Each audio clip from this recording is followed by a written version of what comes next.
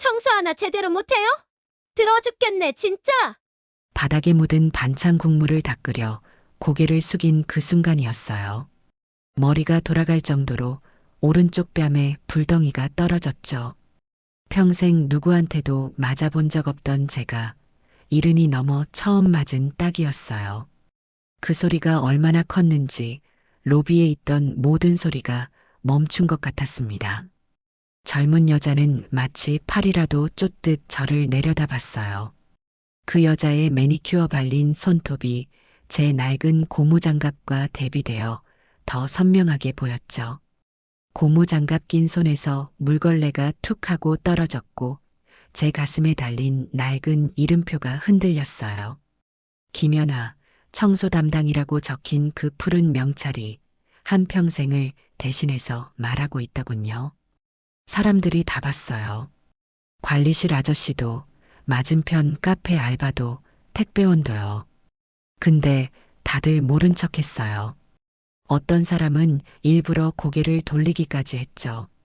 그 순간 든 생각이 있어요. 아, 나는 보이지 않는 사람이구나. 한참을 그대로 서 있었어요. 뺨에 남은 열감도, 엎어진 도시락에서 피어나는 묵은지 냄새도, 눈물이 나오려는 걸 꾹 참았어요. 지금 울면 더 초라해질 것 같았거든요. 문득 엘리베이터 문이 다시 열렸어요. 안에서 누군가가 조심스레 걸어 나왔어요. 따끈한 감자탕 냄새가 났고 머리를 반쯤 묶은 60대 중반의 여자분이 제 앞에서 멈춰 섰습니다. 그리고 그 여자의 입에서 믿기지 않는 한마디가 터졌어요. 형님? 순간 시끄럽던 로비가 정지한 듯 조용해졌고 그 여자는 손에 들고 있던 감자탕 봉지를 바닥에 떨어뜨렸어요. 투명한 비닐 안에서 매콤한 김이 모락모락 피어올랐죠. 형님이세요? 저 정이에요. 이정이요. 1985년 그의 봄이 생각났어요. 피 묻은 얼굴로 제 무릎에 엎드려 울던 그 아이. 그 아이의 얼굴이 지금 이 여자의 주름진 얼굴과 겹쳐 보였어요. 정희는 그 자리에 주저앉듯 무릎을 꿇고 제 손을 덥석 잡았어요. 그 손이 너무 따뜻했어요. 마치 그날 도망가던 밤에 제 손을 꼭 쥐던 그때처럼요. 형님, 세상에 형님을 여기서 다시 만나다니. 주변 사람들은 멈춰서 지켜보기 시작했어요. 그 중엔 방금 내 뺨을 친 젊은 건물주 여자도 있었죠. 엘리베이터 앞에 서서 우리를 경계하듯 바라보고 있었어요. 정희는 울먹이며 뒤를 돌아 그 여자를 보더니 마치 얼음장처럼 차갑게 물었어요. 유리야, 지금 뭐 하는 거야? 그제야 상황을 파악했는지 유리라는 이름의 여자는 당황한 기색으로 한 걸음 물러섰어요. 어머니 그게. 어머니? 정희의 딸이 아니라 며느리였군요. 이분이 누군지 알아? 방금 내가 때린 이분이 누구신지 알기나 해? 정희의 목소리가 로비 전체에 울렸어요. 떨리는 분노가 가득했지만 그 분노 속에는 오랜 그리움도 섞여 있었어요. 이분이 내 목숨을 살려주신 분이야. 한순간 공기가 얼어붙었습니다. 누구도 입을 떼지 못했고 아무도 움직이지 않았어요. 제가 뭐라고 말이라도 해야 할 것 같았지만 그저 말없이 뺨을 한번 쓸어내릴 수밖에 없었어요. 유리는 뒤로 천천히 물러서더니 정희의 시선을 마주하지 못하고 고개를 푹 숙였죠. 그 자신감 넘치던 여자가 순식간에 작아진 것 같았어요. 형님, 저를 기억하세요? 정희의 눈에서 눈물이 흘러내렸어요. 손수건을 꺼내 닦을 생각도 못한 채 그저 제 팔을 붙잡고 있었죠. 어떻게 있겠어, 정희야. 내 얼굴이 매일 꿈에 나오는데.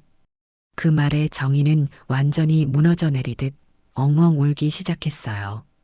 어깨를 들썩이며 마치 40년 전으로 돌아간 것처럼 제 품에 안겨 울었습니다.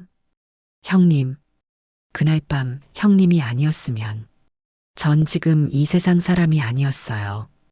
그 순간이었어요. 정희의 눈빛이 울음에서 분노로 바뀌는 걸 봤습니다. 그 집에서 나를 구해달라 울던 그 애가 이젠 누굴 구해주려는 얼굴로 다시 돌아왔더라고요.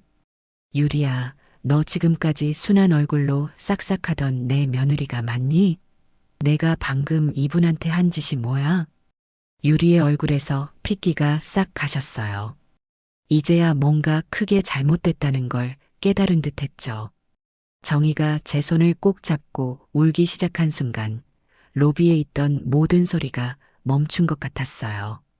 엘리베이터의 딩소리도 바닥을 닦는 내 손의 움직임도 숨소리조차 작게 들렸어요. 유리는 완전히 얼어붙은 표정이었죠. 한참을 울던 정희가 조심스럽게 말했어요. 형님 기억하세요? 그날 형님이 제 손에 쥐어준 봉투요.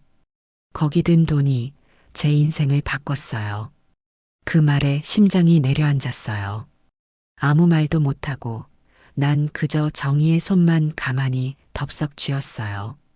그때 제 눈앞에서 그 시절이 느리게 펼쳐지기 시작했어요. 저는 한때 명문 교육자 집안의 딸이었어요.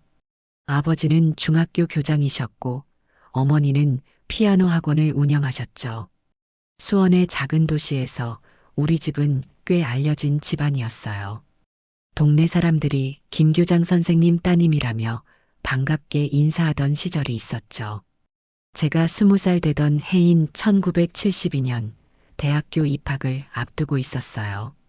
그때만 해도 여자가 대학에 가는 건 흔치 않은 일이었죠. 하지만 교육자 집안이다 보니 아버지께서 우리 연하는 대학 나와서 훌륭한 선생님이 될 거야 라고 늘 자랑스러워 하셨어요. 그런데 하루아침에 모든 게 바뀌었어요. 연하야, 아버지가 잠깐 실수를 했어. 그 말씀을 하시던 아버지의 흰 머리가 더 하얗게 보였어요. 학교 동료 선생님의 사업 보증을 섰다가 그분이 도망간 거예요. 그 빚이 얼마였냐면 당시 우리 집에 몇십 배가 넘는 큰 돈이었어요.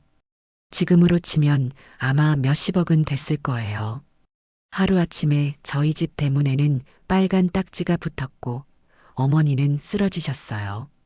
이웃들의 시선도 달라졌죠. 예전에는 김 교장 선생님 따님이라 불렀는데 이제는 빚쟁이 집 딸이라고 수군거렸어요. 그렇게 저는 대학 진학을 포기하고 작은 옷가게에서 일을 시작했어요. 대학 입학 통지서를 구겨버린 그날, 제 꿈도 함께 구겨졌죠. 하지만 그래도 가족을 도울 수 있다는 생각에 열심히 일했어요. 그 후 10년 동안 저는 이런저런 일을 하며 가족을 지탱했어요. 옷가게, 다방, 식당, 할 수 있는 건 다 했어요. 아버지는 우울증으로 점점 건강이 나빠지셨고 어머니는 소규모 김치 장사를 하셨죠. 언니는 이미 시집을 갔고 오빠는 군대에 있었어요. 그러다가 1982년 제가 30살이 되던 해에 아버지의 건강이 급격히 악화됐어요. 병원비가 감당이 안 될 정도로 늘어났고 빚은 계속 쌓여갔죠. 마지막 방법은 하나뿐이었어요. 어느 날 아버지가 저를 부르셨어요. 연아야, 조금만 참고 시집가면. 눈물을 삼키며 아버지가 말씀하셨어요. 청량리 시장에 윤신혜라고 있어. 사채업을 하는 집안인데 그 집 장남이 장가를 못 갔대. 그때는 그런 시대였어요.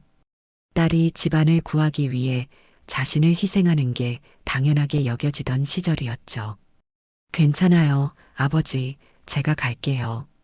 마음은 무너져 내렸지만 표정 하나 바꾸지 않고 대답했어요.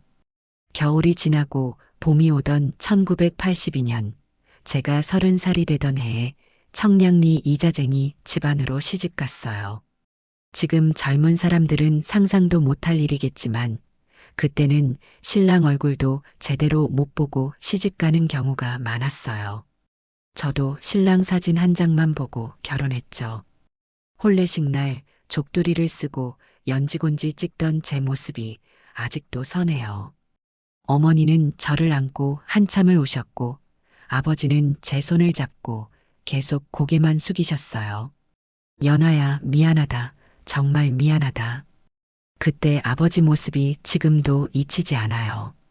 평생 꼿꼿하셨던 분이 제 앞에서 그렇게 무너진 모습으로 말이죠. 저는 오히려 웃으며 아버지를 위로했어요. 괜찮아요. 제가 잘 살게요. 걱정 마세요. 그렇게 저는 청량리 시장 뒷골목, 그 높은 3층 양옥집으로 들어갔어요. 시장 상인들에게 돈을 빌려주고 한 푼도 덜 받지 않는다는 이자쟁이 집안이었죠. 윤신의 앞을 지나칠 때는 고개를 숙여라는 말이 있을 정도였어요. 시아버지는 대단히 무서운 사람이었어요. 항상 검은 양복을 입고 장부를 손에서 놓지 않았죠. 손님이 오면 반말을 하고 돈을 제때 갚지 못하는 상인들에게는 위협도 서슴지 않았어요. 채무자는 빚 때문에 개인까지 바치는 법이야. 그런 말을 자주 하셨어요. 돈 빌린 사람들이 시아버지께 찾아올 때면 허름한 옷을 입고 머리 숙여 빌던 모습이 아직도 눈에 선해요. 빌려준 사람이 악마가 되고 빌린 사람이 천벌받을 죄인이 되는 이상한 세상 같았어요. 그런 집에 저는 그저 팔려온 여자였어요. 시아버지가 친정아버지 빚을 탕감해주는 조건으로 시집 온 거였으니까요. 시어머니는 항상 저를 못마땅하게 여기셨고 시누이들은 교수 딸인데 기세가 죽었네라며 비웃었어요. 그리고 결혼 첫날 밤 저는 남편이 말을 하지 못한다는 걸 알게 됐어요. 윤태호 씨, 저랑 말씀 안 하실 거예요? 남편은 눈만 깜빡이다가 종이를 꺼내 글씨를 썼어요. 나는 말을 못합니다. 어릴 때 사고로 목소리를 잃었어요. 그제야 알았어요. 중매쟁이가 조용한 사람이라고 말했던 이유를. 시아버지는 중매쟁이에게 돈을 주고 이 사실을 숨겼던 거예요. 장애가 있는 아들을 빚쟁이의 딸과 결혼시킨 거죠. 첫날 밤 저는 이불을 뒤집어 쓰고 한참을 울었어요. 신랑은 구석에 앉아 저를 지켜보다가 조심스럽게 메모를 건넸어요. 미안합니다. 내가 더 괴로워요. 당신이 원하면 이혼해도 좋아요. 그 글씨체가 참 곱더라고요. 말은 못해도 마음이 고운 사람이란 걸 느꼈어요. 그날 밤 저는 결심했어요. 이왕 여기 온 거 최선을 다해 살아보자고. 그렇게 저희 부부의 독특한 소통이 시작됐어요. 태호 씨는 저한테 손짓으로 말했고 때로는 작은 쪽지에 글씨를 썼어요. 시간이 지나면서 저는 그의 눈빛만 봐도 무슨 말인지 알 수 있게 됐죠. 밤중에 작은 손전등 불빛 아래서 서로에게 손글씨로 이야기를 나누던 시간이 있었어요. 그렇게 하루하루 지내다 보니 말 못하는 남편에게서 생각지도 못한 따뜻함을 발견하게 됐어요. 태호 씨는 목수일을 할 줄 알았어요. 시장 근처에서 작은 가구점을 운영했죠. 말을 못하니 장사는 잘 안 됐지만 그의 손으로 만든 가구들은 정말 아름다웠어요. 어느 날 태호 씨가 제게 작은 화장대를 만들어 주었는데 그 섬세함에 놀랐어요. 당신 얼굴이 예뻐 보이는 거울을 달았어요. 그런 메모와 함께요. 말은 없어도 그렇게 마음을 표현하는 사람이었어요. 시댁 식구들은 태호 씨를 무시했어요. 벙어리라고 부르며 마치 없는 사람처럼 대했죠. 시아버지는 장남인데도 사업에서 완전히 배제했고 동생인 태섭이 모든 결정권을 갖게 했어요. 그 태섭이란 사람이 문제였어요. 시동생 태섭은 시아버지의 총애를 받으며 자랐어요. 말 못하는 형과 달리 말재주가 뛰어났고 사람들을 휘두르는데 능했죠. 하지만 성격이 난폭했어요. 술만 마시면 집안 물건을 던지고 심지어 시어머니에게도 손찌검을 했어요. 어느 날 태섭이 술에 취해 들어와서는 태호 씨를 향해 소리쳤어요. 와, 병신 벙어리. 말 좀 해봐. 한 번이라도 말해봐. 태호 씨는 그저 고개를 숙이고 있었어요. 저는 태섭을 말리려 했지만 저까지 밀쳐내며 더 심하게 태호 씨를 조롱했죠. 망해먹은 교장 딸하고 벙어리하고 잘 어울리네. 아버지가 쓸모없는 것들끼리 잘도 짝지어줬어. 그런 모욕을 들으면서도 태호 씨는 한 번도 화를 내지 않았어요. 나중에 방에서 저는 무슨 생각이냐고 물었죠. 태호 씨는 종이에 이렇게 썼어요. 동생은 상처받은 아이야. 아버지 사랑을 혼자 받으려고 그래. 남편의 너그러움이 놀라웠어요. 저라면 그런 동생을 미워했을 텐데 남편은 오히려 이해하려 했죠. 그러다 그 일이 터졌어요. 1985년 봄이었어요. 시아버지가 어느 날 저녁 식사 때 불쑥 말했죠. 태섭이가 또 사고 쳤다. 이번엔 감자탕집 딸이란다. 그 말에 모두가 숟가락을 내려놓았어요. 시어머니는 한숨을 쉬었고 태호 씨는 고개를 숙였어요. 저는 어리둥절했지만 곧 무슨 말인지 알게 됐어요. 청량리 시장 건너편에 있는 감자탕집 딸이 임신을 했다는 거였어요. 태섭이 술에 취해 그 집 딸을 임신시킨 거죠. 복덕방 하던 사람이 와서 얘기했다고 했어요. 시아버지는 화를 내는 대신 차갑게 말했어요. 데려오지 뭐. 어차피 슈퍼도 하나 차려줘야 하니까. 마치 물건을 사는 것처럼 사람의 인생을 그렇게 결정하더군요. 그렇게 들어온 애가 정이었어요. 온갖 귀한 음식이 차려진 상다리가 휘어지는 저녁 식사 자리. 그러나 정이는 한 숟가락도 뜨지 못했어요. 입덧 때문이었죠. 눈에 핏기 하나 없이 앉아 있는 것조차 힘들어 보였어요. 태섭은 신부를 보고 인상을 찌푸렸어요. 뭐야, 감자탕집 딸이 이것밖에 안 돼? 그 말에 정희의 얼굴이 하얗게 변했어요. 시아버지는 입 다물고 먹기나 해라고 태섭을 나무랐지만 정희를 위한 말은 아니었어요. 그저 체면치레였을 뿐이죠. 그날 밤 저는 정희에게 따뜻한 미역국을 끓여줬어요. 입덧으로 아무것도 못 먹는 것 같아서요. 처음에는 거절하던 정희가 조금씩 숟가락을 들었어요. 괜찮아요. 천천히 먹어요. 정희는 고개를 들어 저를 바라봤어요. 그 눈빛이 아직도 선명해요. 경계와 불안, 그리고 작은 희망이 섞인 눈빛이었죠. 고맙습니다. 형님. 그때 처음으로 정희가 저를 형님이라고 불렀어요. 그 부르는 말 한마디에 제 마음이 녹았어요. 저보다 10살도 더 어린 여자아이. 그 아이의 뱃속에 또 다른 생명이 있다는 생각에 저는 이상하게 보호하고 싶은 마음이 들었어요. 정희는 시댁에 와서 외롭고 어려운 시간을 보냈어요. 태섭은 결혼했지만 정희를 제대로 돌보지 않았고 자기 방에서 혼자 지내는 시간이 많았거든요. 저는 정희가 혼자 있을 때마다 찾아가 이야기를 나누며 위로해 주었어요. 그렇게 우리는 밤마다 서로의 이야기를 나누는 사이가 됐죠. 정희의 이야기를 들어보니 그 애도 저처럼 팔려온 거나 다름없었어요. 아버지가 감자탕집을 하셨는데 사업이 잘 안 되어 태섭에게 돈을 빌렸다고 해요. 그러다 정희가 임신한 걸 알게 된 아버지가 내 딸 팔아서라도 빚 갚겠다며 결혼을 강요했다는 거죠. 형님은 어떻게 이 집에 오게 되셨어요? 정희가 조심스럽게 물었어요. 저는 제 이야기를 들려줬어요. 교장 선생님, 아버지, 피아노 학원 어머니, 그리고 빚 때문에 무너진 가족. 정희는 제 손을 꼭 잡았어요. 저희 비슷하네요. 그 말에 저도 모르게 눈물이 났어요. 그래요, 우리는 이상하게 닮아 있었어요.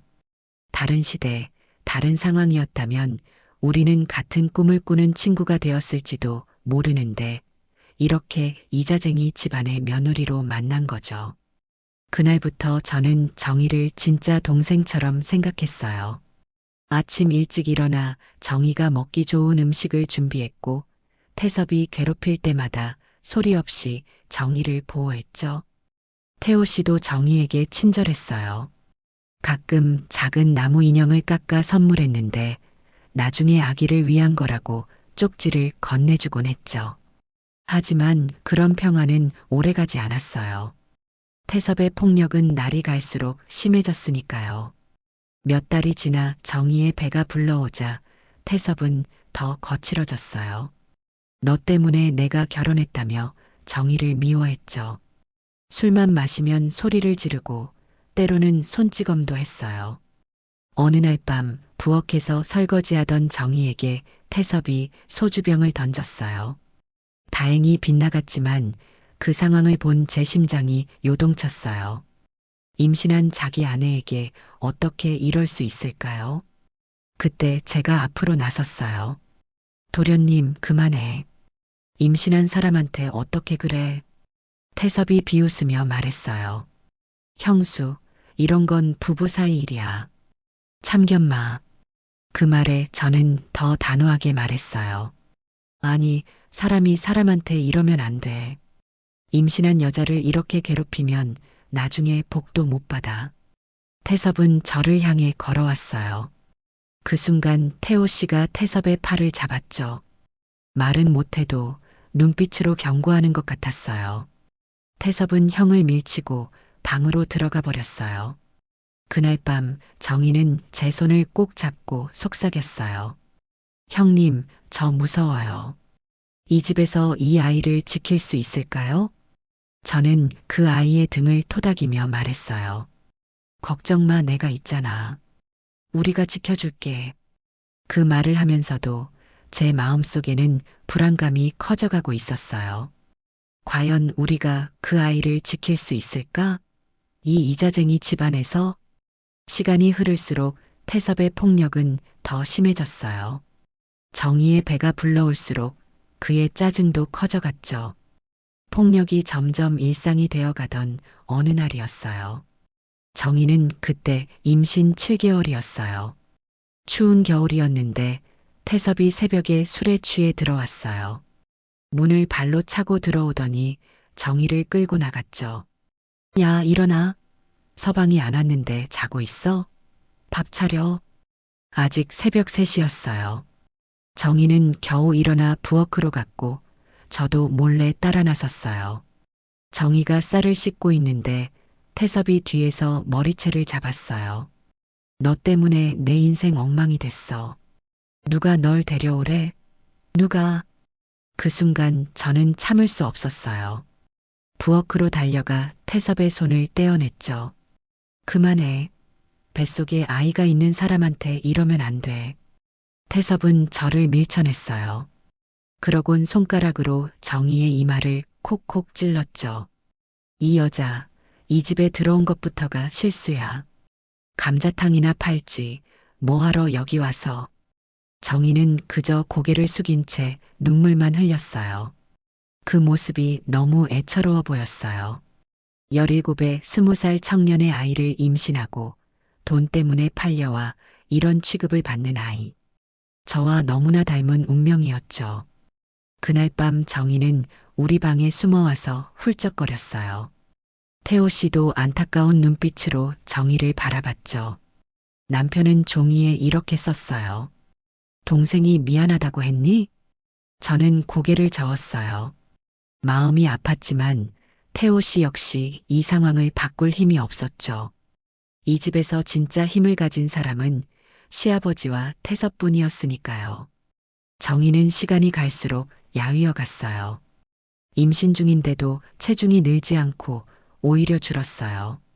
얼굴은 창백했고 눈에는 생기가 없었죠. 저는 몰래 영양제도 사다 주고 보양식도 해줬어요. 태호 씨도 가구점에서 번 작은 돈으로 과일을 사다 주곤 했죠. 어느 날 정희가 부엌 구석에서 혼자 울고 있는 걸 발견했어요. 바닥에 납작하게 앉아 얼굴을 무릎에 파묻고 있었죠. 저는 조용히 다가가 정희의 어깨를 토닥였어요. 정희야, 괜찮아? 어디 아파? 정희는 고개를 들어 저를 봤어요. 그 눈에 깃든 절망이 가슴을 찔렀어요. 형님, 죽고 싶어요. 근데 뱃속에 있는 이 아이가 걱정돼요. 그 말에 내가 그날 밤 이불 뒤집어 쓰고 얼마나 울었는지 몰라요. 살면서 그렇게 서러운 눈빛은 처음 봤거든요. 저는 정희를 자주 데리고 시장에 나갔어요. 신선한 공기도 마시고 잠시라도 그 집을 벗어나게 해주고 싶었거든요. 시장에서 함께 반찬거리를 고르고 간혹 분식집에 들러 떡볶이도 사 먹었어요. 그럴 때면 정희의 표정이 조금씩 밝아졌죠. 형님, 저 감자탕 정말 잘 끓여요. 우리 아버지한테 배웠거든요. 정희가 자랑스럽게 말했어요. 그날 정희는 저에게 감자탕 끓이는 비법을 알려줬어요. 묵은지와 소주를 넣고 마지막에 들깨가루를 살짝 뿌리는 거였죠. 저는 그날 처음으로 정희의 진짜 웃음을 봤어요. 자기가 좋아하는 것, 잘하는 것을 이야기할 때만큼은 그 아이가 빛나 보였어요. 아이가 태어나면 비법을 알려줄 거예요. 그렇게 작은 꿈을 꾸던 정이었어요. 하지만 현실은 그렇게 순탄치 않았죠. 임신 8개월 차에 접어들었을 때였어요. 태섭이 또 술에 취해 돌아왔어요. 이번엔 여자를 데리고 왔더군요. 둘이서 웃고 떠들며 들어오는데 정희가 마침 화장실에서 나오다 마주쳤어요. 야, 넌 뭐야? 이리 와. 태섭이 정희의 팔을 잡아 끌었어요. 그날따라 유난히 취했던 태섭은 정희의 배를 가리키며 여자에게 말했어요. 내 아이라고? 글쎄, 장담할 수 없지. 그 말에 정희의 얼굴이 하얗게 변했어요. 임신한 여자에게 그보다 더 잔인한 말이 있을까요? 저는 재빨리 정희를 데리고 방으로 들어왔어요. 정희는 온몸을 떨며 울었죠. 형님, 이 집에서 저 못 살 것 같아요. 저는 정희의 손을 잡고 약속했어요. 조금만 참아. 아이 낳으면 좀 나아질 거야. 내가 있잖아.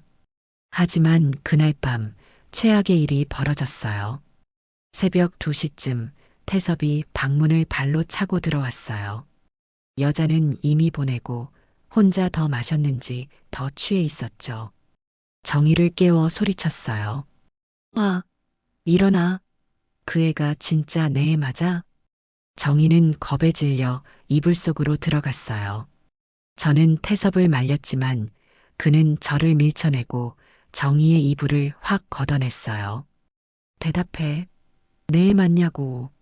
정희가 끄덕이자 태섭은 갑자기 정희의 배를 발로 찼어요. 그럼 왜 이렇게 못생겼어? 내 애면 잘생겨야지. 그 순간 모든 것이 느리게 돌아가는 것 같았어요. 정희가 비명을 지르며 배를 감싸 안았고 저는 태섭을 밀쳐냈어요. 태호 씨가 달려와 태섭을 방 밖으로 끌어냈지만 이미 늦었어요. 정희의 다리 사이로 피가 흘러내리기 시작했어요. 형님 아파요. 애기가. 저는 바로 구급차를 불렀어요. 하지만 1980년대 청량리에서 새벽에 구급차가 오는 건 쉽지 않았어요. 태호 씨가 택시를 잡으러 나갔고 저는 정희를 안고 있었어요. 온 방바닥이 피로 물들었어요. 시아버지와 시어머니는 무슨 일이냐고 물었지만 태섭은 이미 자기 방에 들어가 잠들어 있었어요. 아무도 시동생을 탓하지 않았죠. 그저 몸이 약해서 그렇다며 정희를 탓했어요. 병원에 도착했을 때 아이는 이미 숨을 쉬지 않았어요. 사산이었죠. 의사 선생님이 말했어요. 뱃속 아이가 강한 충격을 받았네요. 어떻게 된 일인가요? 아무도 말하지 않았어요. 그저 계단에서 넘어졌다고 둘러댔죠. 그땐 그런 시대였어요. 가정폭력이라고 말해봤자 집안일로 치부되던 때였으니까요. 그날 밤 정희는 내 무릎에 얼굴을 묻고 하염없이 울었어요. 형님, 제 뱃속에서 따뜻하게 자고 있던 애였어요. 이제 아무도 없어요. 저는 말없이 정희의 등을 토닥이며 입술만 씹었죠. 그 아이가 뱃속에서 죽었다는 그 말이 제 귀에 뱅뱅 맴돌았어요. 그날 밤 저는 결심했어요. 정의를 이 집에서 꺼내야겠다고요. 더 이상은 안 되겠다고 생각했어요. 다음번엔 정의의 목숨까지 위험할 수 있었으니까요. 한밤중에 태호 씨를 깨웠어요. 여보, 내가 정의를 도와야 할 것 같아요. 태호 씨는 놀라서 저를 쳐다봤어요. 그는 종이에 물었어요. 어떻게? 이 집에서 나갈 수 있게 돈이 필요해요.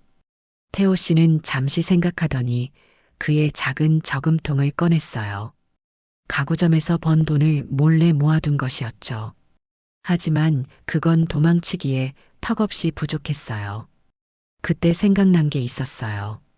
시아버지가 세금 피하려고 우리 부부 명의로 돌려놓은 건물. 그 건물, 전세금 일부가 제 손에 있었죠.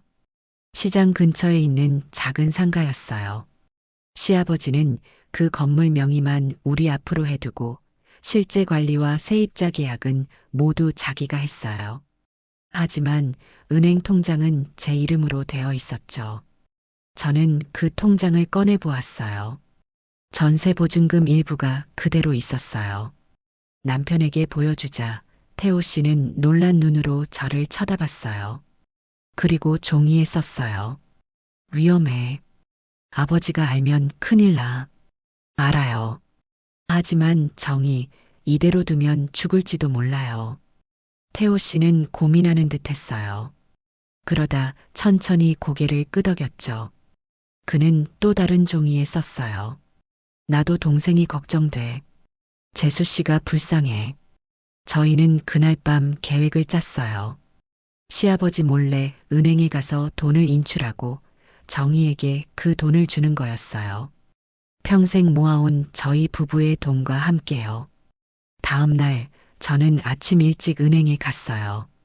가슴이 두근거렸죠.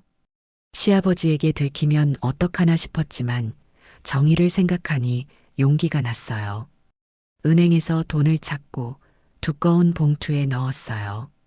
정의는 사산 후 병원에서 퇴원해 집에서 몸조리 중이었어요. 태섭은 마치 아무 일도 없었다는 듯 외출했고 시댁 식구들도 모두 자기 일에 바빴죠. 저는 조용히 정희의 방으로 갔어요. 정희야, 들어가도 돼? 정희는 창백한 얼굴로 누워 있었어요. 눈에는 생기가 하나도 없었죠. 형님. 저는 문을 닫고 정희 옆에 앉았어요. 그리고 봉투를 내밀었죠. 이거 받아. 새 삶을 시작하는데 필요할 거야. 정희는 놀란 눈으로 봉투를 바라봤어요. 그 안에는 제법 큰 돈이 들어 있었어요. 당시로는 적지 않은 목돈이었죠. 이게 뭐예요? 이 집에서 나가. 멀리 아무도 너를 찾을 수 없는 곳으로. 정희의 눈에 눈물이 고였어요. 그녀는 봉투를 받아들고 열어보더니 깜짝 놀랐어요. 형님, 이렇게 많은 돈을 어떻게? 묻지 마, 그냥 받아. 내 인생을 살아.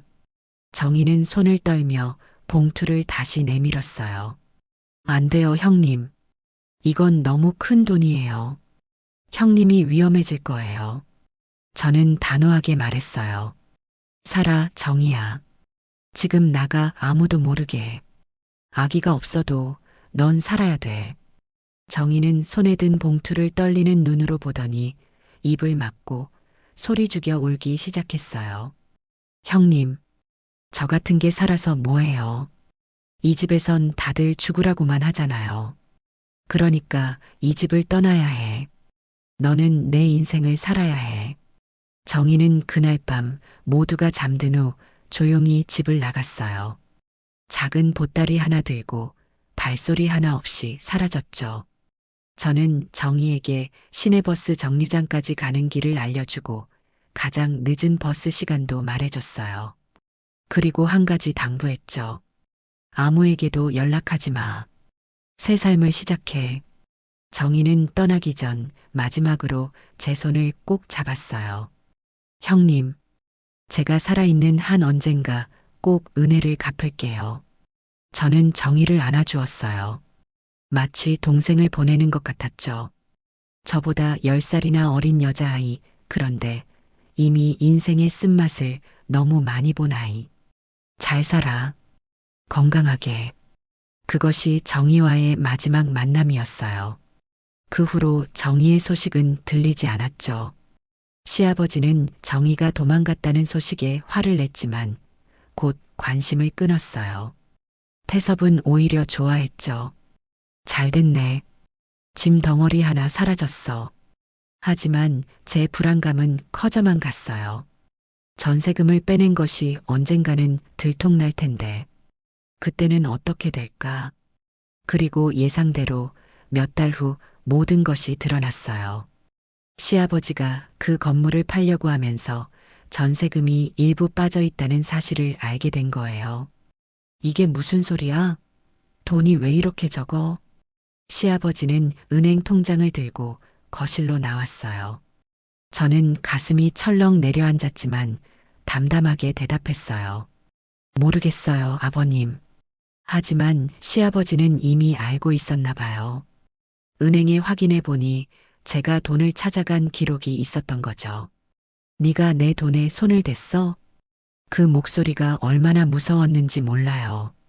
평생 그런 목소리는 처음 들었어요. 저는 무릎을 꿇고 사정했어요.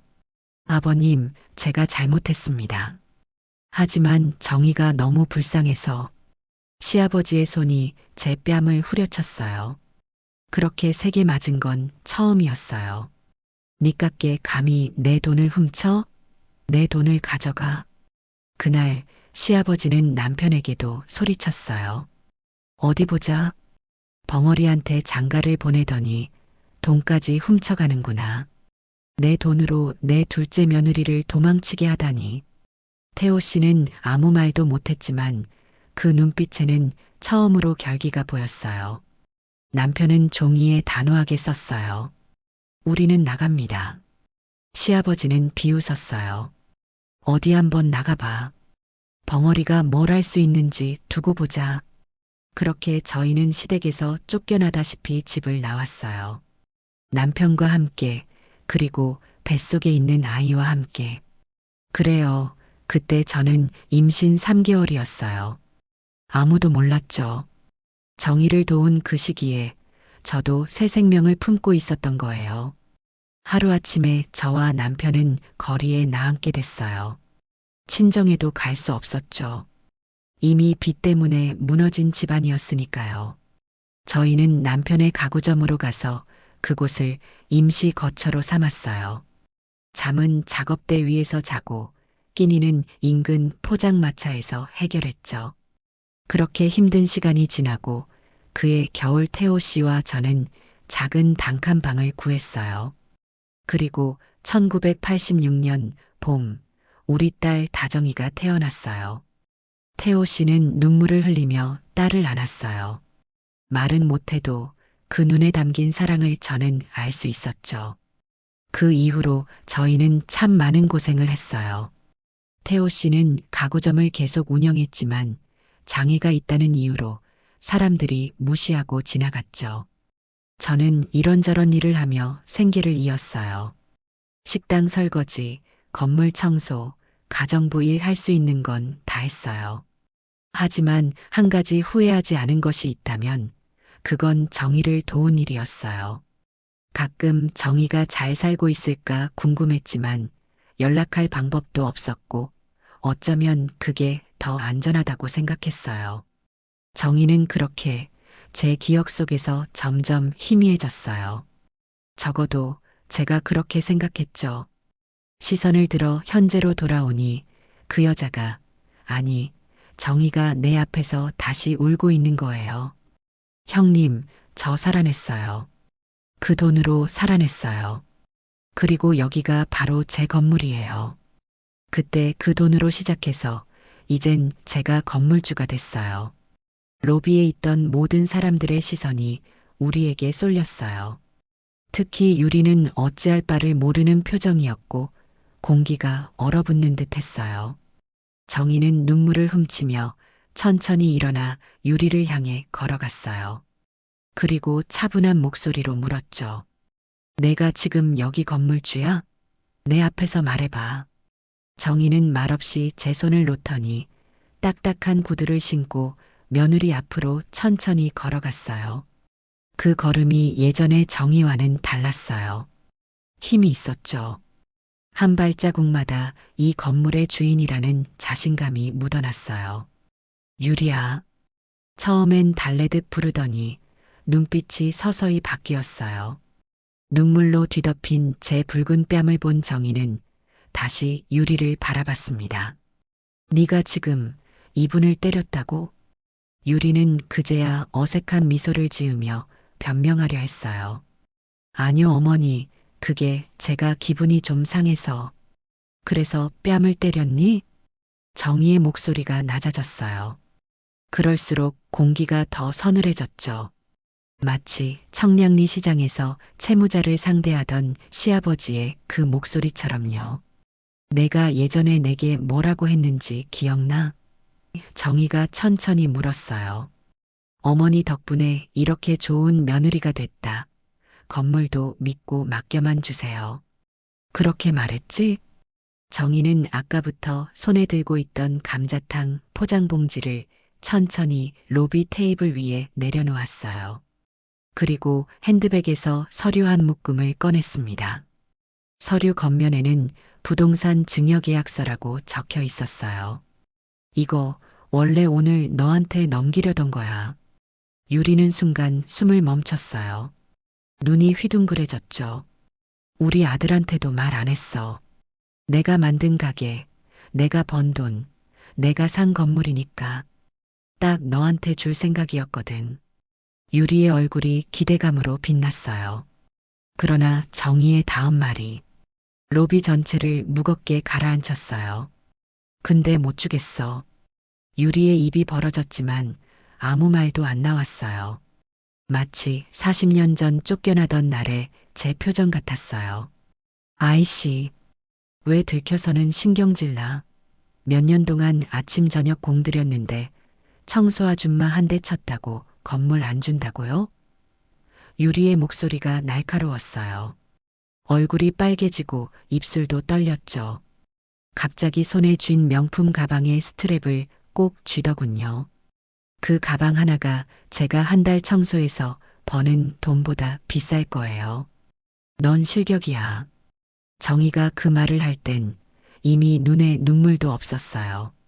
그저 담담하고 조용하고 단호했죠.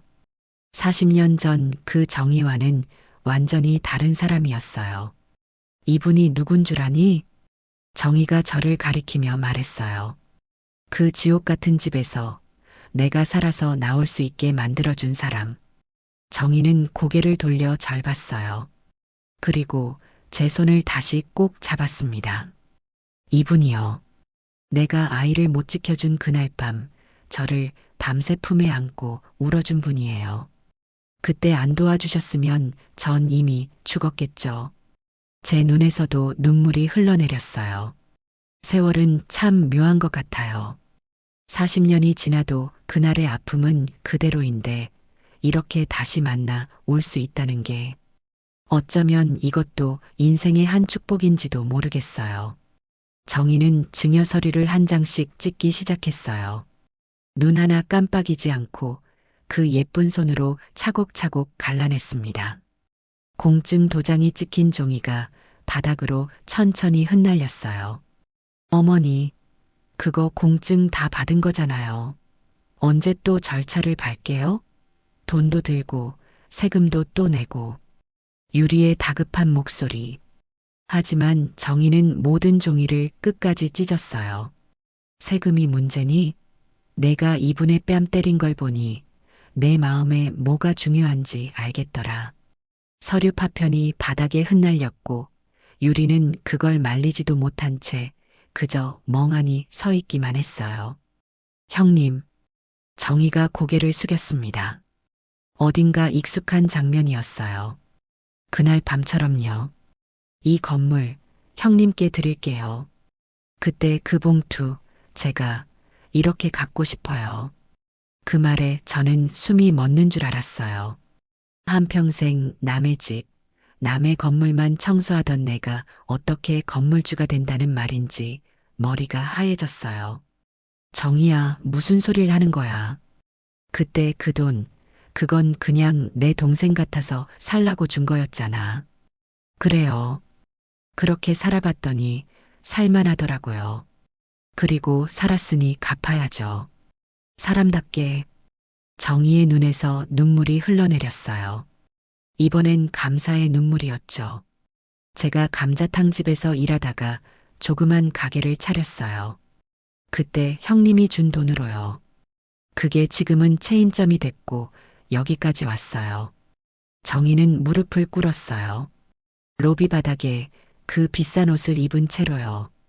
형님, 제가 잘못했어요. 형님이 그 돈 때문에 얼마나 큰 고통을 받으셨는지 얼마 전에 알게 되었어요. 그래요. 정희가 떠난 후 전세금 문제가 들통났어요. 시아버지는 경로했죠. 그 집에서 더 이상 살 수 없었어요. 쫓겨났죠. 하루아침에 저와 남편은 거리에 나앉게 됐어요. 정희는 그 사실을 어떻게 알았는지 모든 걸 알고 있었어요. 형님이 저 때문에 집에서 쫓겨나셨잖아요. 제가 안 들었다고 생각하셨겠지만 얼마 전 감자탕 먹으러 온 동네 사람들한테 다 들었어요. 형님이 시아버지한테 맞으면서도 저 도와준 걸요. 여기저기 수소문해서 형님을 찾고 있었어요. 제 눈에서 눈물이 주르륵 흘러내렸어요. 옛날엔 그 일을 생각하면 화만 났는데 지금은 왜 이렇게 마음이 따뜻해지는지 모르겠어요. 정희는 핸드백에서 또 다른 서류를 꺼냈어요. 이번엔 건물 등기 부등본이었죠. 이 건물 제 이름으로 되어 있어요. 제가 오늘 공증 사무실에 가서 형님 이름으로 바로 이전할게요. 유리가 그제야 상황을 완전히 이해했는지 창백한 얼굴로 자리에서 물러났어요. 이게 무슨 소리예요? 어머니, 제가 실수한 건 미안하지만 그렇다고 완전히 다른 사람한테 건물을 준다고요? 말이 되는 소리를 하세요. 정희는 유리를 보더니 무표정한 얼굴로 말했어요. 이제 너 내 며느리 아니다. 그 한마디가 떨어지는 순간 로비에선 아무도 숨을 쉬지 않았어요. 마치 시간이 멈춘 듯 했죠. 정희는 저를 향해 다시 고개를 숙였어요. 형님, 이 건물 받아주세요. 저는 감자탕집 건물 아직 몇 개 더 있어요. 살아갈 만해요. 저는 당황해서 말을 더듬었어요. 정희야, 내가 어떻게 이런 걸 받아? 나는 그저 청소부인데. 그때 정희의 얼굴에 잔잔한 미소가 번졌어요. 형님, 제가 지금 무릎 꿇고 빌고 있잖아요. 형님 덕분에 제가 살았어요. 저를 도와주고 40년 동안 형님은 청소부로 사셨는데 전 건물주가 됐어요. 그게 옳은 일이었을까요? 정희의 말에 깊은 자책이 묻어났어요. 형님이 도와주신 그 돈 때문에 형님은 40년을 고생하셨어요. 제발 이것만은 받아주세요. 그 순간 저는 그날 처음으로 눈물보다 더 깊은 무언가가 가슴 안에서 부서지는 소리를 들었어요.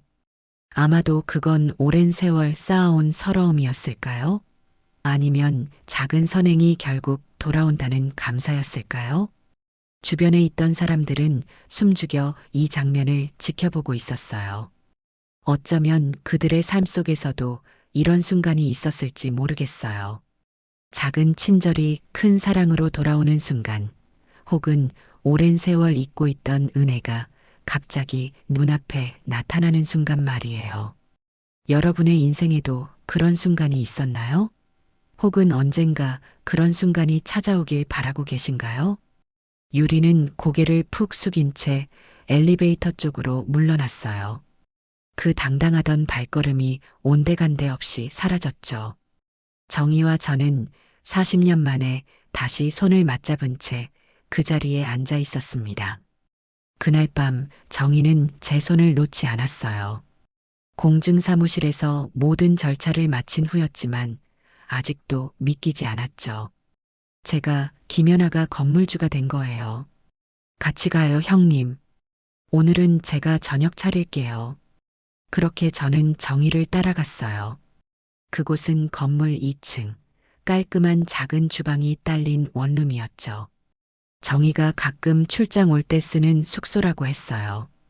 테이블엔 감자탕, 갓 지은 밥, 그리고 제가 예전에 자주 끓이던 묵은지 된장국까지 올라와 있었어요. 그 모습이 참 낯설었어요. 평생 남의 밥상만 차려주다가 이렇게 누군가가 저를 위해 차려준 밥상을 마주하니 말이죠. 형님이 해주시던 그 맛 잊을 수가 없었어요. 그래서 배워봤어요. 국물 한 숟갈에 그땐 잊었다고 생각했던 그 집 냄새가 그대로 올라왔습니다. 찰기 있는 쌀밥, 꼬들꼬들한 묵은지, 그리고 구수한 된장국. 마치 시간 여행을 하는 것 같았어요. 어머, 이거 그때 맛이네. 정희는 미소 지었어요. 그녀의 주름진 얼굴에서 문득 그 시절의 모습이 비쳐 보였어요. 미원까지 넣었죠. 형님 레시피 그대로요. 미원이라. 80년대엔 그걸 감칠맛 내는 비법이라고 했었죠.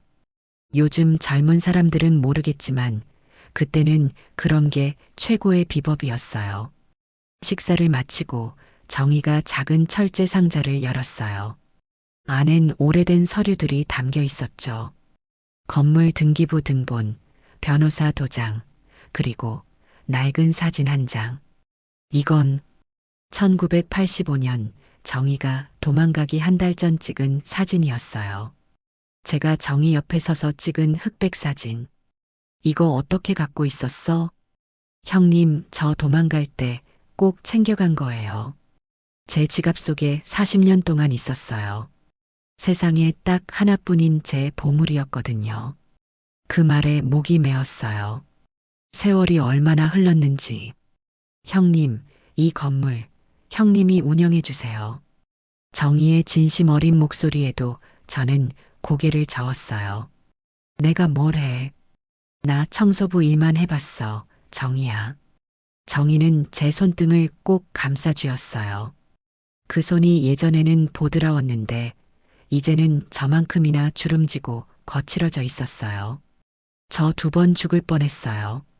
한 번은 사산했을 때, 한 번은 그날 형님 손 안 잡았더라면 그날 황천길 갔을 거예요. 근데 그 손이 지금까지 저를 여기까지 데려왔어요.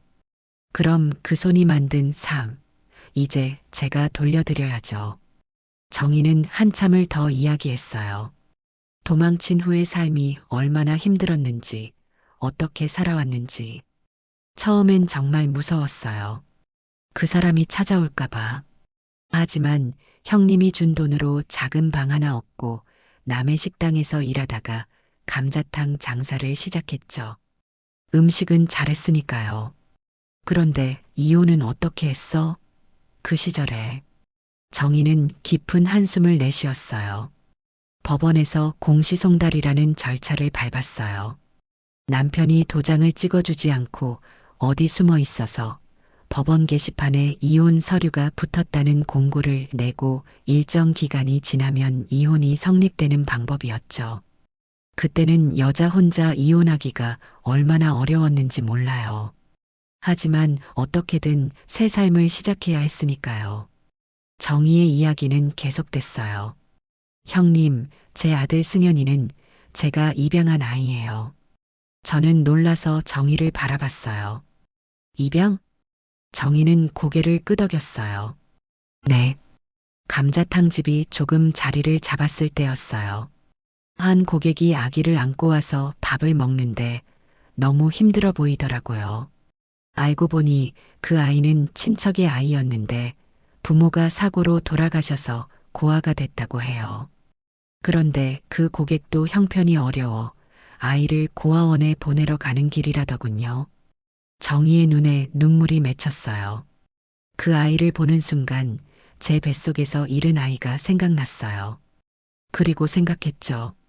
나도 한때 버려진 사람이었는데 이제는 내가 누군가를 지킬 수 있구나라고요. 그래서 그 아이를 데려왔어요. 그게 승현이었죠. 그 말을 들으니 가슴이 뭉클해졌어요. 정희는 자신이 받은 도움을 또 다른 방식으로 나누고 있었던 거예요. 그때 현관문 열리는 소리가 들렸어요. 지친 얼굴에 30대 남성이 들어왔습니다. 어머니, 무슨 일 있었어요? 유리한테 전화가 와서 급히 왔는데. 정희가 얼른 소개했어요. 형님, 우리 아들 승현이에요. 제가 입양한 아들이죠. 승현이는 인사를 하다가 저를 보더니 깜짝 놀랐어요. 청소 아주머니? 정희가 살짝 미간을 찌푸렸어요. 예, 이분은 내 생명의 은인이야. 아주머니가 아니라 김연아 여사님이셔. 승현이는 어색하게 웃으며 제게 고개를 숙였어요. 죄송해요. 저희 건물에서 자주 뵈었는데 몰랐어요. 정희는 승현에게 모든 이야기를 들려주었어요. 어떻게 감자탕집을 시작했는지, 어떻게 프랜차이즈로 키웠는지, 그리고 어떻게 홀로 승현이를 입양해 키웠는지, 그리고 제가 그녀의 목숨을 구한 은인이라는 이야기까지. 그 이야기를 들으며 저는 가슴이 뭉클해졌어요. 승현이는 놀란 얼굴로 이야기를 듣다가 마지막엔 눈시울을 붉혔어요. 어머니, 전 몰랐어요. 그런 힘든 과거가 있었는지. 그리고 연아 어머님께서 그런 큰 은혜를. 정희는 아들의 손을 꼭 잡았어요. 내가 태어나기 전 일이야. 하지만 내 아내가 연아 형님을 함부로 대한 건 용서할 수 없어. 승현이는 깊이 고개를 숙였어요. 정말 죄송합니다. 제가 아내에게 잘 말해두겠습니다. 그날 저녁 정희는 이야기를 계속했어요. 감자탕 집이 한 지점, 두 지점 늘어나면서 조금씩 여유가 생겼어요. 승현이는 참 똑똑했어요. 대학도 자기 힘으로 갔고 지금은 저희 사업 관리를 다 맡아주죠. 그러다가 몇 년 전에 유리를 만나 결혼했는데 정희의 목소리가 잠시 떨렸어요. 승현이는 착한 아이였어요.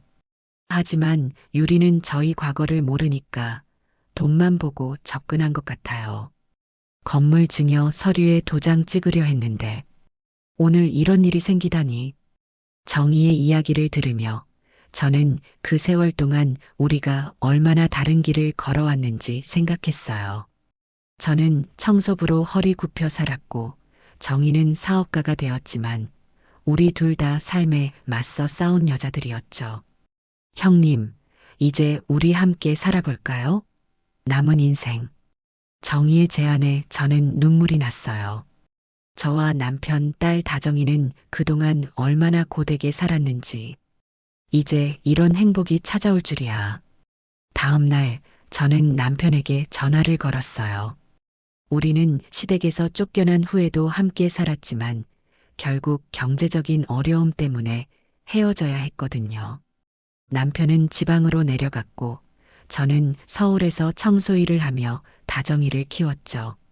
사정 이야기를 하자 남편이 전화 너머로 흐느끼는 소리가 들렸어요. 다음 날 남편이 서울로 올라왔어요. 벙어리인 그는 종이에 글씨를 써서 저에게 건넸죠. 고생했다. 미안하다. 자랑스럽다. 단 세 문장이었지만 그 말이 저를 얼마나 울렸는지 몰라요. 이제야 평생의 고생이 보상받는 기분이었어요. 그날 밤 저와 남편, 정희, 승현이 모두 모였어요. 처음엔 어색했지만 곧 편안한 분위기가 만들어졌죠. 우리는 각자의 삶에 대해 이야기했고 미래에 대한 계획도 나눴어요. 저와 다정이는 건물 1층에 작은 가게를 내기로 했어요. 가게 이름은 손맛정이라고 지었죠. 다정이의 정을 따서요. 반찬 가게를 열기로 한 거예요. 그 옆 칸에는 작은 테이블 몇 개 놓은 카페를 만들었죠. 이름은 잠시만요, 엄마. 이 이름은 제가 지었어요. 다정이가 활짝 웃으며 말했어요. 형님이 바닥 닦으시느라 쉴 틈이 없었잖아요. 이제는 잠깐이라도 앉아 계시라고요. 정희는 제 손을 꼭 잡았어요. 그날 밤 남편과 딸과 정희와 승현이와 함께 가게 앞에 서서 사진을 찍었어요. 5사람의 웃음소리가 밤하늘에 울려 퍼졌죠. 무엇이 이런 기적을 만든 걸까요? 정의를 도왔던 그날의 선택? 40년간의 고된 노동? 아니면 정의에 감사하는 마음? 저는 그날 밤 처음으로 깨달았어요. 세상에는 돈보다 명예보다 더 값진 것이 있다는 걸요. 그것은 바로 사람과 사람 사이의 따뜻한 인연이었어요. 오늘도 가게 문을 열었어요. 매일 아침 6시 남편과 함께 일어나 반찬 준비를 시작합니다. 칠순이 넘은 나이에 새 일을 시작한다는 게 쉽지는 않지만 이상하게 피곤하지가 않아요. 아침 반찬은 3종. 고사리나물, 묵은지, 감자볶음, 그리고 두부조림. 식어도 맛있는 반찬만 골랐어요. 혼자 사는 어르신들이 도시락을 싸가시기 때문이죠. 요즘은 다정이가 찍어준 유튜브 쇼츠라는 것 덕분에 동네를 넘어 멀리서도 손님들이 찾아오신다네요. 벽에 걸린 시계가 8시를 가리킬 때 가게 문을 활짝 열어요. 옆에 있는 잠시만요. 엄마 카페에는 이미 다정이가 커피를 내리고 있었죠. 평생 딸에게 해준 게 없다고 생각했는데 다정이가 제게 늘 고마워해요. 엄마, 제가 어렸을 때 매일 싸주시던 도시락. 그게 얼마나 소중했는지 이제야 알겠어요. 청소부로 일하며 새벽같이 일어나 도시락을 싸던 그 시절이 주마등처럼 스쳐 지나갔어요. 그런 작은 기억들이 다정이에겐 큰 사랑으로 남아 있었나 봐요. 시간 참 빠르다, 그치? 남편이 보리차를 내리며 손짓으로 물었어요. 말은 못해도 남편의 눈빛만 봐도 무슨 말인지 알 수 있어요. 참 신기한 일이죠. 그러게 우리가 청량리에서 쫓겨났을 때 이런 날이 올 줄 누가 알았겠어? 남편은 미소로 답했어요. 그 미소에는 40년의 세월이 고스란히 담겨 있었죠. 안경 너머로 보이는 그의 주름진 눈가가 참 따뜻해 보였어요. 문득 옛날 생각이 났어요. 그날 밤 정희에게 돈을 건네주던 순간 시아버지의 장부를 몰래 열어보던 떨리는 손길, 그리고 그 후에 찾아온 고통의 나날들. 그때는 그 선택이 잘한 건지 잘못한 건지 수없이 고민했어요. 쫓겨난 후에는 종종 후회도 했고요. 그냥 모른 척할 걸 하고요. 하지만 지금 생각해보면 그 순간이 제 인생에서 가장 용기 있는 결정이었던 것 같아요. 첫 손님이 들어오셨어요. 80대 후반의 할머니셨죠. 매일 아침 두부조림을 사가시는 분이에요. 아이고, 날씨 춥지? 옛날엔 이맘때쯤 김장하느라 손이 다 트고 그랬는데. 맞아요. 큰 대야에 양배추절이면 동상 걸릴 것 같았죠. 할머니와 김장 이야기를 나누다 보니 저도 모르게 웃음이 나왔어요. 요즘 젊은 사람들은 김장의 고단함을 잘 모를 거예요. 손끝이 빨갛게 얼어붙는 그 추위. 그래도 온 가족이 모여 담그던 그 김치 맛은 지금도 잊을 수 없죠. 어이구, 이 두부조림은 어쩜 이렇게 맛있어. 내 어머니가 해주시던 맛이야. 그 말에 가슴이 따뜻해졌어요. 제 음식이 누군가의 어머니를 떠올리게 한다니. 이보다 더 큰 칭찬이 있을까요? 오전에는 주로 인근 직장인들이 점심 도시락을 사러 와요. 그들을 볼 때마다 예전에 다정이 도시락 싸주던 생각이 나죠. 한 젊은이가 도시락을 받아들고 환하게 웃을 때 문득 그 미소가 40년 전 정의의 미소와 겹쳐 보였어요. 정말 세상은 돌고 도는 것 같아요. 제가 한때 청소하던 그 건물에서 이제는 제 가게를 운영하고 있으니까요. 점심시간이 되자 정희가 들어왔어요. 요즘은 매일 점심을 먹으러 와요. 정희는 여전히 감자탕 체인점 10개를 직영으로 운영하고 있어요. 정말 대단한 사람이죠. 형님, 오늘은 무슨 반찬이에요? 된장찌개랑 잔멸치볶음, 시금치나물. 정희는 그 자리에서 밥 한 그릇을 뚝딱 비웠어요. 바쁘다며 항상 서두르는 정희가 좀 안쓰러울 때도 있어요. 정희야, 이제 좀 쉬엄쉬엄 해. 아이, 형님. 저는 일할 때가 제일 행복해요. 형님 덕분에 살아서 이렇게 일할 수 있는 게 얼마나 감사한지 몰라요. 문득 복도 끝에서 익숙한 얼굴이 보였어요. 유리였어요. 정희의 며느리였던 그 여자요. 그날 이후로 본 적이 없었는데 조심스럽게 가게 앞에 서 있었어요. 정희도 유리를 발견했는지 밥그릇을 내려놓고 잠시 침묵했어요. 그러다 조용히 말했죠. 들어와. 유리는 망설이다가 천천히 가게 안으로 들어왔어요. 그 당당했던 모습은 온데간데 없이 사라졌고 눈에는 후회의 기색이 역력했어요. 어머니, 연하 어르신, 정말 죄송합니다. 정희는 아무 말 없이 밥 한 공기를 더 떠서 테이블에 놓았어요. 먹어. 말은 먹고 하자. 유리는 그 자리에 앉아 조심스럽게 밥을 한 숟가락 떴어요. 그리고 눈물이 핑 돌더니 갑자기 울음을 터뜨렸죠. 다 지난 일이야. 앞으로 잘하면 돼. 정희도 한숨을 내쉬며 말했어요. 유리의 눈에서 눈물이 그치지 않았어요.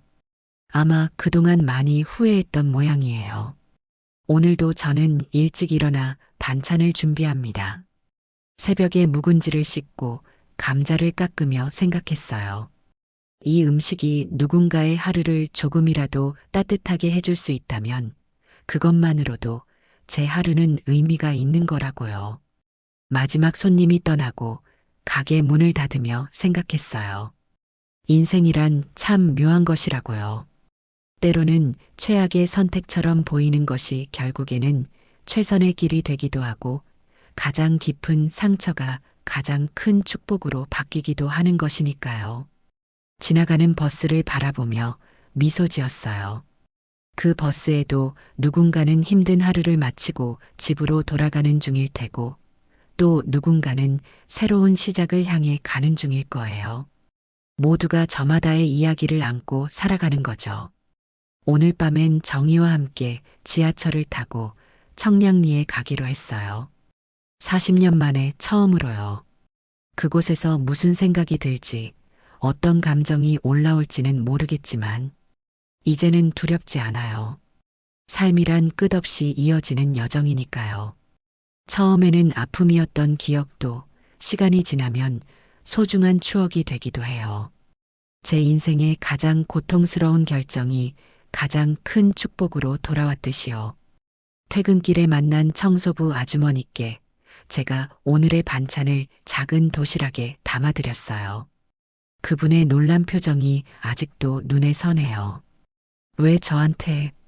드세요, 맛있게요. 저도 평생 청소했거든요. 그분은 어색한 미소를 지으며 도시락을 받았어요. 그 모습에서 예전의 저를 보는 것 같았죠. 잠자리에 들기 전 창가에 서서 밤하늘을 바라봤어요. 40년 전 정희에게 돈을 건네주던 그날 밤에도 이런 별이 빛났을까요? 그때의 저는 상상도 못했겠지요. 40년 후 제가 이렇게 모든 것이 달라진 세상에서 감사함을 느끼며 살고 있을 거라고는 말이죠. 복은 참 조용히 찾아와요. 떠들썩한 소리도 요란한 불빛도 없이 그저 어느 날 고개를 들어보니 그 자리에 와 있더라고요. 어쩌면 그래서 더 진실한 것인지도 몰라요. 오늘도 저는 도시락을 쌉니다. 누군가의 외로운 저녁을 위로해줄 한 끼를 담아요. 그 도시락을 받은 누군가가 먹으며 생각했으면 좋겠어요. 세상 아직 살만하다고요. 그 한 끼가 누군가의 내일을 바꿀 수 있으니까요. 마치 40년 전 제 손에서 정희의 손으로 건네진 그 희망처럼요. 오늘 이야기가 마음에 드셨다면 좋아요와 구독, 알람 설정 잊지 마세요. 또 이야기를 보시고 마음에 남은 장면이 있으셨다면 댓글로 나눠주세요. 선생님의 한마디가 또 다른 분께 깊은 울림이 될 수 있습니다. 늘 감사합니다. 건강이 최고입니다. 하루 한 번 운동 잊지 마셔요.